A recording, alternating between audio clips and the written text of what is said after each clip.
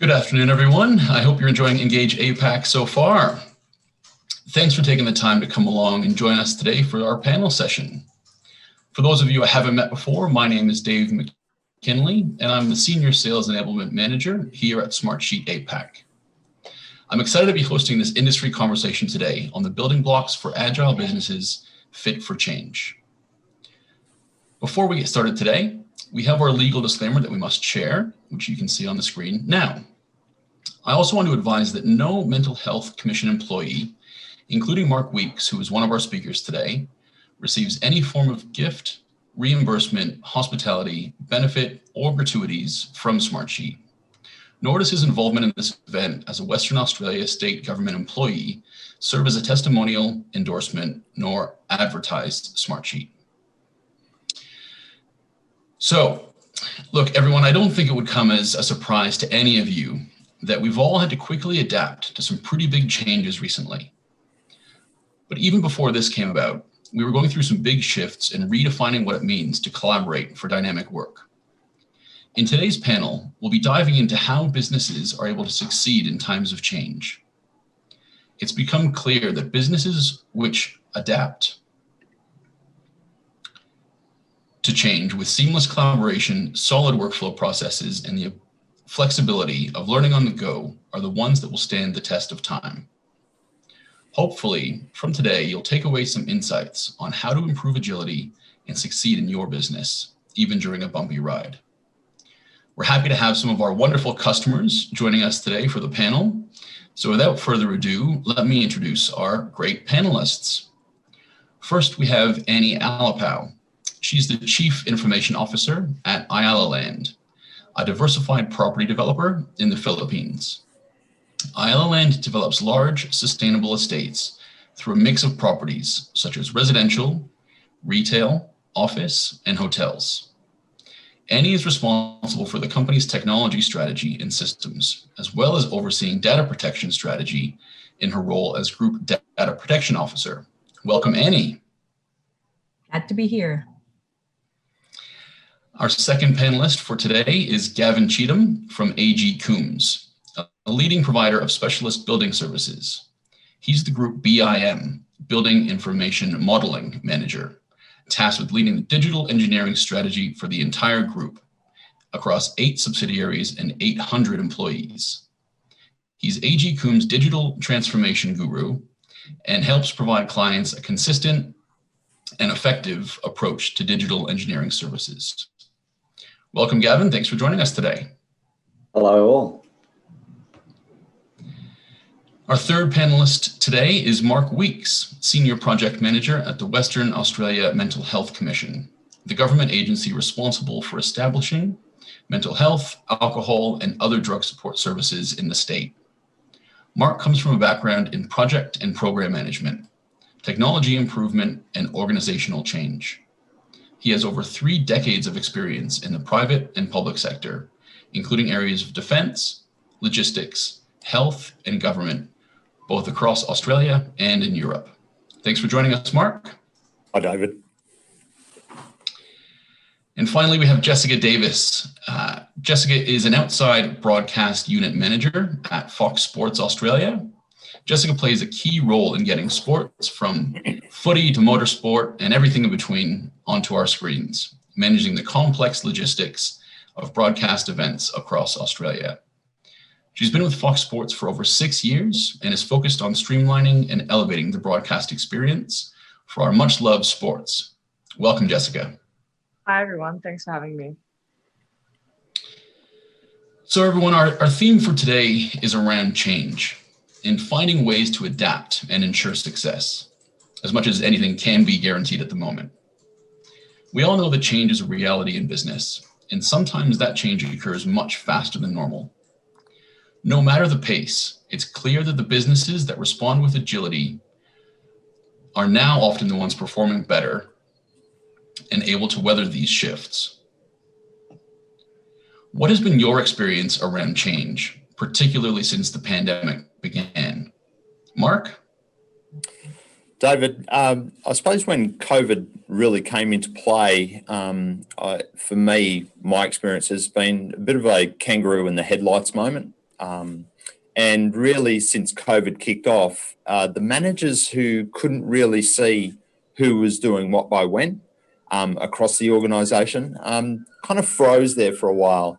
And they had to kind of play catch up so they could really get a handle on their total inventory of work, so they could undergo that reprioritisation that they needed to occur. So really it came down to it's hard to manage what you can't see at the best of times, but when the tempo changed due to COVID, it caught a couple of managers out, I think. Yeah, fair enough. That's an interesting insight. Gavin, how about you? So at AG Coombs, we've experienced significant technology uptake, especially around unified collaboration systems. So that includes video, audio, conferencing, chat. These are all now business as usual. We're also experiencing an increase in digital approval workflows, supported by Smartsheet, of course. But we've noted a distinct reduction in ad hoc water cooler type conversations, so desk side chats, car park conversations. These simply just do not happen anymore. So at AG Coombs, we are now actively looking for new ways to maintain these types of interpersonal relationships. Yeah, fair enough. That's definitely a challenge, I think, across most businesses right now, is keeping that culture going strong, which we'll touch on a little bit later. Annie, how about you in terms of this one?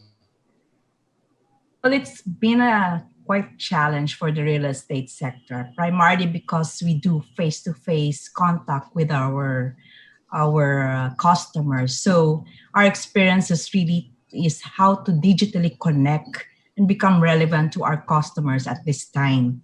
We saw a need to drive for collaboration and for contactless ways to deal with them, like we launched digital sales kits, virtual showrooms, and contactless turnover, ways by which we can serve our customer better.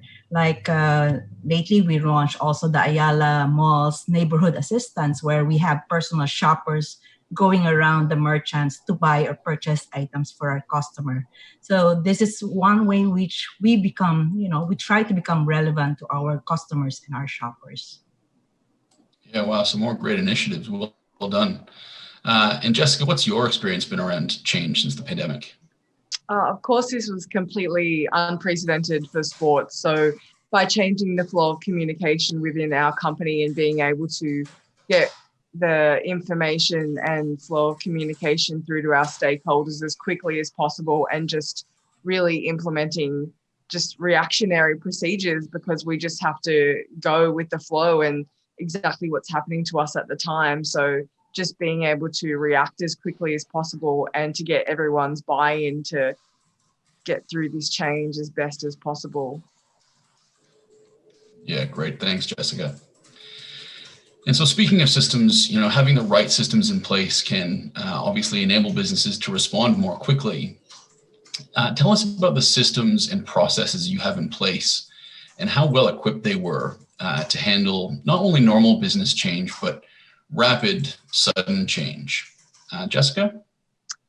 Through our integration with our facilitators into our Smartsheet with our logistics and facilities information, we were able to distribute that information with changes just instantly, with notifications and any other changes that happened, by having our facilities, our trucks, our satellites, everything in there. As soon as a venue changed or anything changed, people were notified immediately. So by having those systems already in place, it helped us react immediately, and getting that information to those stakeholders was completely instrumental in us surviving this so far. Yeah, well, we all know sports has been heavily affected, a lot of start-stop, so I think you guys have adapted quite well. Annie, how about you? Well, our digital journey had started way back 5 years ago. So by 2019, we're basically the backbone of our platforms are on the cloud. So we're on practically everything, our services are on the cloud. So this helped us a lot when the COVID pandemic hit us. However, the drive, as I've mentioned again, to how to digitally connect with our customer was really the focus now. because we don't have much system in place because we're used to face-to-face. So that was where the emphasis went in. So putting systems that we can connect with our customers. Yeah, that's great. Thanks, Annie. Kevin? Yes, so I'm part of an IT applications group at AG Coombs. This group is responsible for governance, structure, implementation and training of new technology across the group. So leading into Christmas last year, we did a large piece of governance work to get our unified collaboration systems in place. We did something similar for Smartsheet at the same time. Excuse me. So when COVID hit, we turned that tap fully on. So we pointed our people to our systems and training, and we ramped up the use of Smartsheet big time. The impact of having systems in place was really important. Our people have been trained over time to align with internal standards. So without these standards, there would have been a lack of trust from our people. So yes, our systems were ready. Our people, that's a different story. We are still working through various change management pieces to ensure no one gets left behind. Yeah, fair enough. Change management is always an ongoing battle, as we know. So can you tell us about any new systems or processes that you've created to manage the new COVID-19 rules across your business, whether that's contact tracing or anything around increased restrictions? Gavin, back to you. Yes, so absolutely. I'm based in Melbourne, Australia, and we're still in stage 4 lockdown as we speak.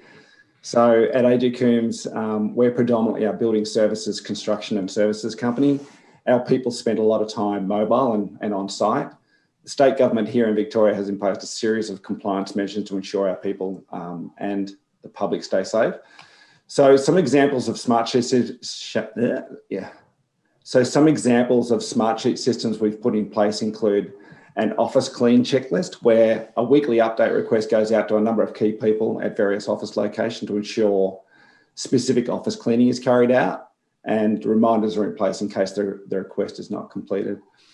We also have what we call a site staff mapping to map where our site staff are located every day. So this form is completed every afternoon by all our construction staff, which ask questions like the workplaces you went today, who you were sitting next to at lunch, where did you park your car? And this is used mostly to comply with COVID safe plan requirements, but also for contact tracing. And finally, a daily staff corona survey. So this is completed by 500 staff every morning for both office and site staff. And a number of questions include, where are you working today? Did you go to another workplace yesterday? Did you have close contact with a COVID case? Have you got cold flu-like symptoms? So we use this data to then send alerts to our human resource team to follow up on COVID cases. And we collate the data into a central dashboard for our business unit managers to know where all their staff are. And our automated alerts go out to ensure all our staff are filling out the survey. So actually, if you add up all the COVID-related smart sheets, we have around 50 at this time. So that includes sheets, metrics, reports, dashboards. To be frank, we couldn't do without Smartsheet, and maybe I'm overselling Smartsheet in this regards, but here's the thing. We could develop a separate custom workflow using SharePoint, Power Automate or something similar, but we literally got our daily COVID survey developed in around an hour. So there's no special developer inputs, just a simple, elegant, fit-for-purpose solution. That sounds great, and we're obviously happy to help and be such a critical player in these great robust systems that you've put in together. So well done. And Annie, what about you?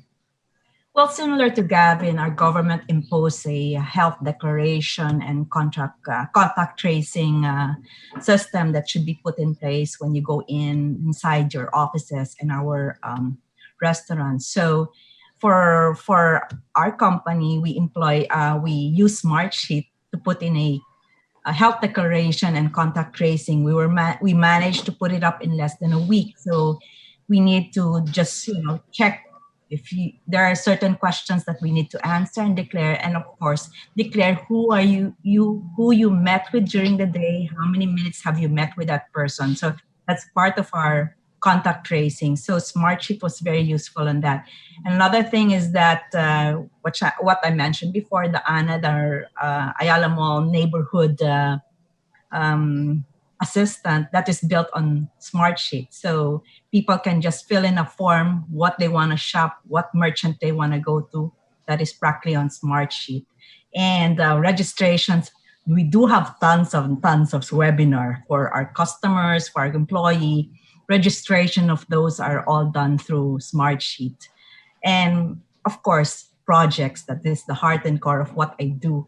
We have more than 70 projects happening at the same time, and I won't be able to manage all of that if I don't have an oversight of what is happening in each of these projects. So Smartsheet is we breathe and eat with Smartsheet every day. So we panic if I don't get access to it. So that's how heavily dependent we are on this system. Wow, thank you. And again, we're very happy to play such a big role in your business. You know, it seems like many of you are agents of change within your organizations and play a big role in shaping new ways of operating. You know, we touched on culture before, but what kind of cultural shifts have you seen as a result of these recent changes? Mark? I suppose I see workplace culture shifting and the use of Smartsheet pretty tightly woven in my mind. And especially when it comes to transparency, accountability, collaboration, teamwork, etc. And really, that's certainly the workplace most people want to work in. So I suppose my top 3 tips are, number 1, when trying to turn that positivity dial, I always stay on just some simple messages. And one of my favourite messages that I use all the time, hopefully without boring too many people, is it's just saying, let's get in real time who's doing what by when. And it's a simple message, but if you really believe it when you're talking to other colleagues and you're sincere about wanting everyone to be on the same page about who does what by when, it resonates. Number 2, I'd really would suggest staying the course. I've been promoting Smartsheet inside my own government agency to my fellow colleagues, and even in other government departments within the public sector here in Western Australia since 2012. So I haven't really stopped for 8 years, and it really comes down to staying the course in one-on-one meetings, 200-seat symposiums, daily conversations in the workplace, and really keeping your messages consistent. Remain passionate about the change that you're trying to kind of undertake, and just stay on the course. But I do have a warning. Keep it all at work. You're passionate about Smartsheet's really great, but if you bring it home, my wife is sick of hearing about Smartsheet, and between you and me, it's a bit of a romance killer. So just be careful about how passionate you are about Smartsheet. Keep it at work. Number 3, always seize the opportunity to exploit that circle of influence. I'm showing my age here with the Stephen Covey circle of influence. But when you get the opportunity to influence and embrace, resort back to the old school style show and tell. Really always showing and telling how you're using Smartsheet, how everyone's on the same page, how you can work out loud, has really helped me kind of shift the dial on positive culture, because people can see it. Not only in my own workplace, but also in other government agencies here in Western Australia. Terrific, Mark. And I think if you're ever looking for a career change, just let us know. We might be able to find a sales role for you. You're already doing a pretty good job of that. And Jessica, how about you?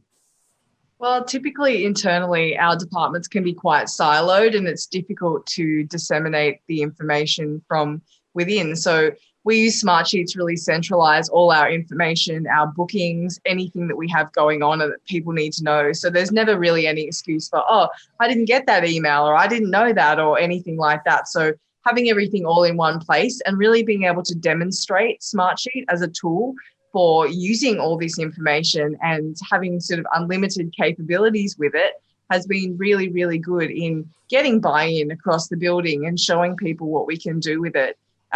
It's been extremely useful to us to really show people what it can do, and to be able to help us adapt to this change as quickly as possible. It's been completely instrumental.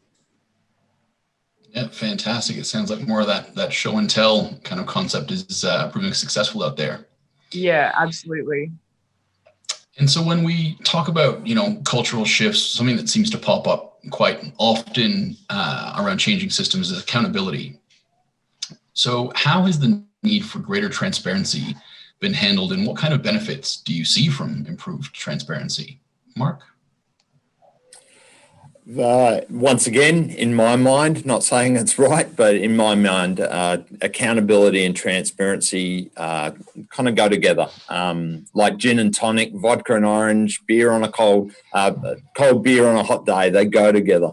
But they kind of fall into the trap of other business buzzwords. So accountability and transparency can sometimes be turned into superficial sayings in some workplaces, but as values, I find that they can drive real behaviour.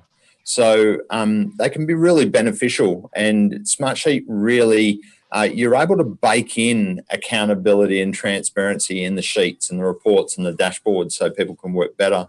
And I suppose as an example, I love that anyone can view my project plan in real time. And I say here at the Commission, anyone from the cleaner right through to the commissioner has that clarity about who's accountable on my projects, including myself. So that transparency and accountability, because it's baked into me showing everybody who wants to see about my project, I'm accountable as the project manager. So I find I don't have to do push reporting as much. I can push out reports, but I also know people can pull that information if they need to quite easily from dashboards and reports and such. So the last thing, as a Smartsheet champion, you've really got to walk the talk. So me as a project manager, I've got to lead by example when it comes to transparency and accountability. And if people see that I'm doing it well within Smartsheet, when I go to offer it to other staff, they can go, oh yeah, I can see what you mean. Yeah, that's great. Yeah. And Gavin?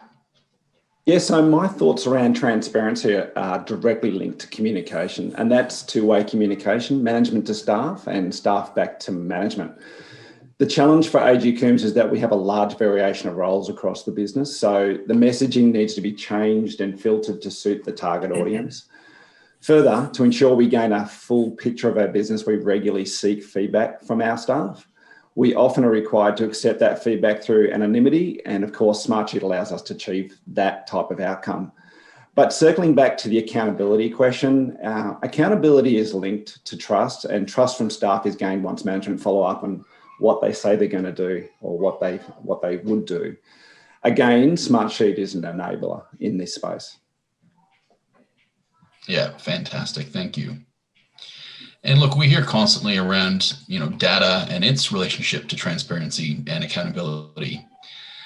But managing this data can be a whole separate issue, as I think we all know. How have you used real-time data within your business, and what impact has this had? Annie? Well, for Ayala Land, one of the major focus for this year is really to become a data-driven organization. That is the push coming from management. Thus, we are building analytics so we can have real-time access to our transactional data. We make sure that we are architectured such a way that we can read off from our core transaction and put it out on a dashboard. So from malls, foot traffic, revenues of merchants, receivables, from residential to track inventories and sale. Now, same with the use of Smartsheet on our health declaration. We need to track who are the COVID-19 risk people. So we flag immediately that you cannot enter the building if they are coming in, or who are in the building at the office. But another very, I heavily depend on the project plan that we use in Smartsheet, both project plan and product backlog.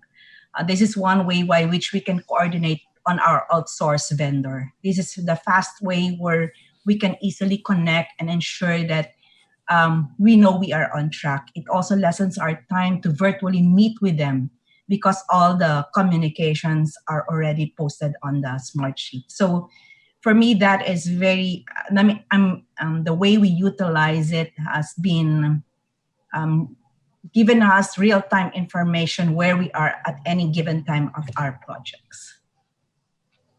Yeah, that's great. Fantastic. Thank you. And Jessica? For each individual line in our Smartsheets, we use for an event. So we'll have our teams, our on-air times, our venues, our producer, director, talent, facilities, truck, satellites, and all of those are integrated real time for our external facilitators, which then gives them the trigger to book any travel or any other facilities or logistics that we need, and eliminates the need for thousands of emails or anything else like that goes on. So it changes immediately for satellite bookings and plenty of other things that we have, and really stops me having to wake up in the middle of the night to notify anybody of any changes or anything like that. So it's really streamlined our business and changed the sort of accountability and the flexibility of everyone within. So it's very instrumental. Great. I'm glad we can help you avoid those sleepless nights. Yeah. So to say that workplaces have changed is certainly an understatement. From moving quickly to remote working to the increased focus on collaboration systems, some of our research from earlier this year found that younger employees in particular have struggled with the shift. 90% of millennials in Australia said they've had difficulty working remotely because of COVID-19. What's been most useful for you in adapting to and managing this new flexible workplace? Annie? One of the focus again of our management is really how to keep your people motivated at this time. The focus is really how to coach them or collaborate with them in a way it's like face to face. So for me, we use heavily Smartsheet to avoid too much virtual meetings in a day. So that's one way by which we can focus on giving instructions to our employees. Another thing is that we do a lot of virtual learning sessions. We try and ensure that our employees are updated on different angles, from health-wise to emotional side, the mental side, as well as the technical learning side. So that is really something that you need to be creative about, because remote working is not really very good for a long period. So it's really putting innovation and creativity in how to ensure that your employees are constantly there to produce or to be productive in their workplace.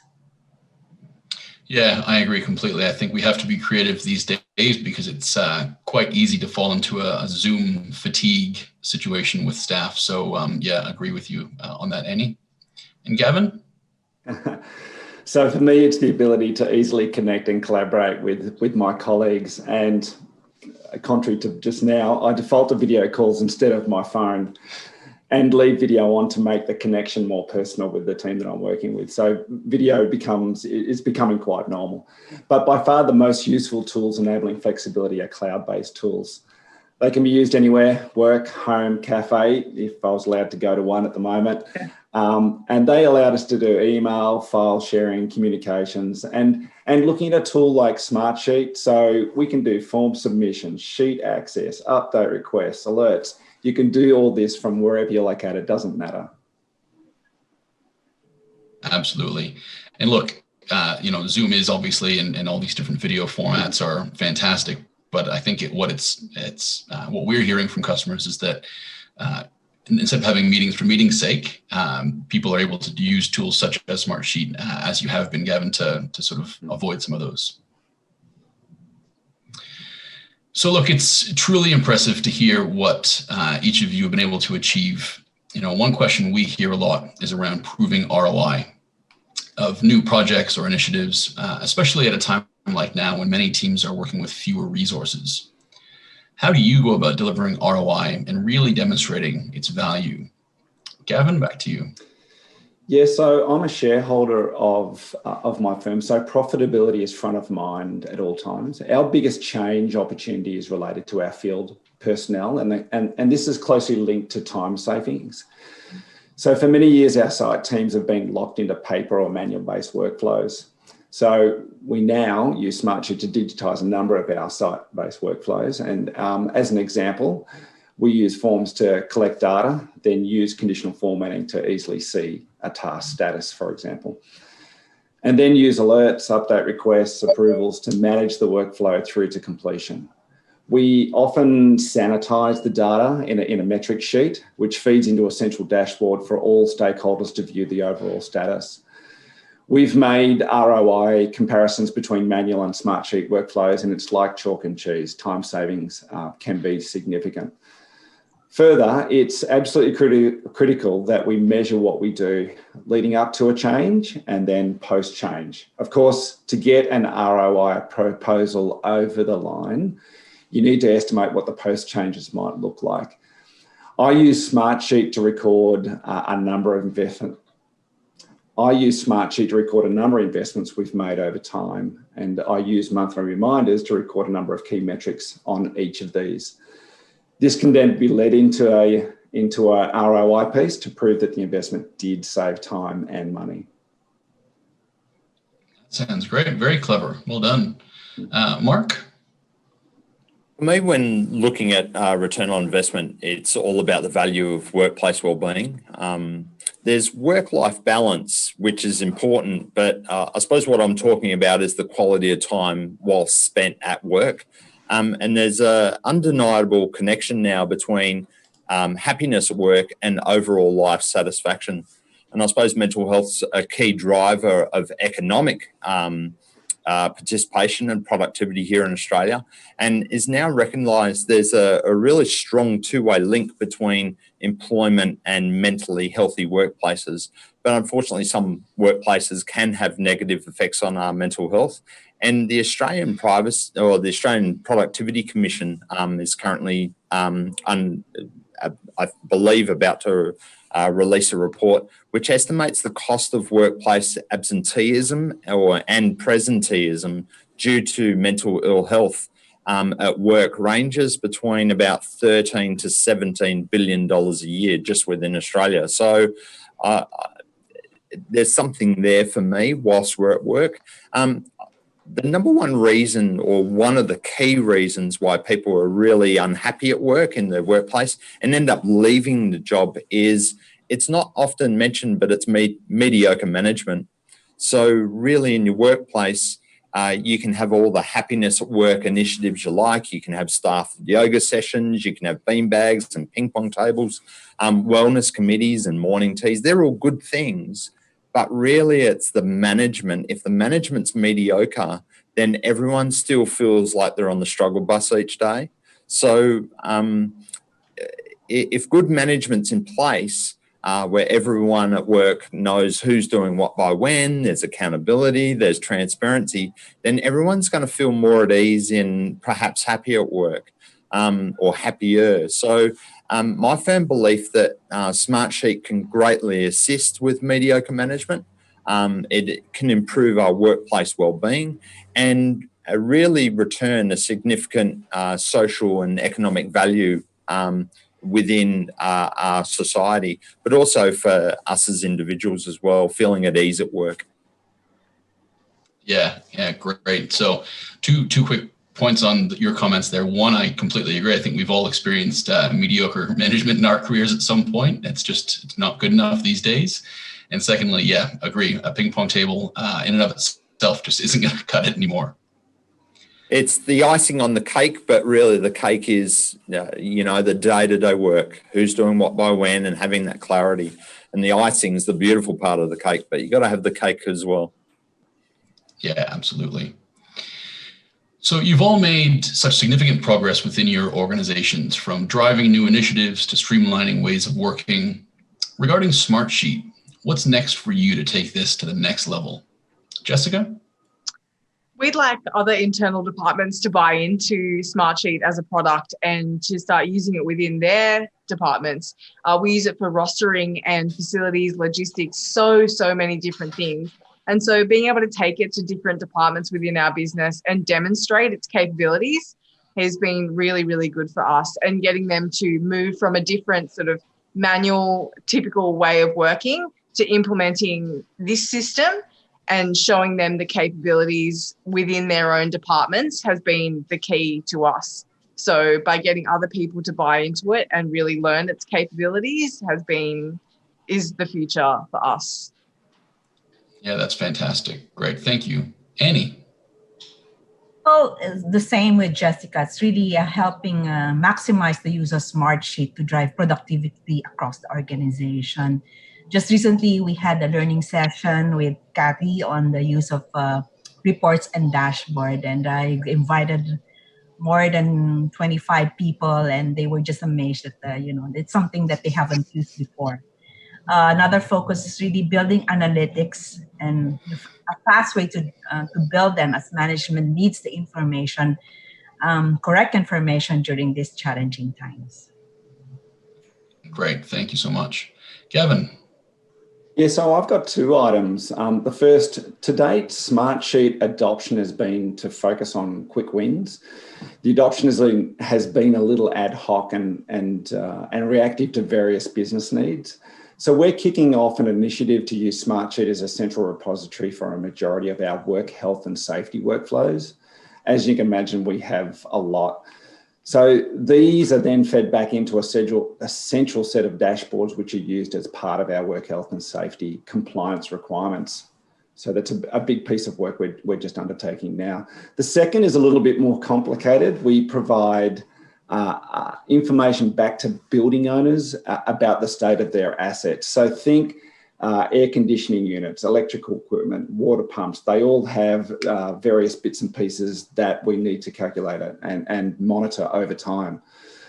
So all of these need to be serviced and replaced or refurbished. And so we're now looking at the opportunity to place sensors into buildings and onto these pieces of equipment, which then feed operational data back into Smartsheet.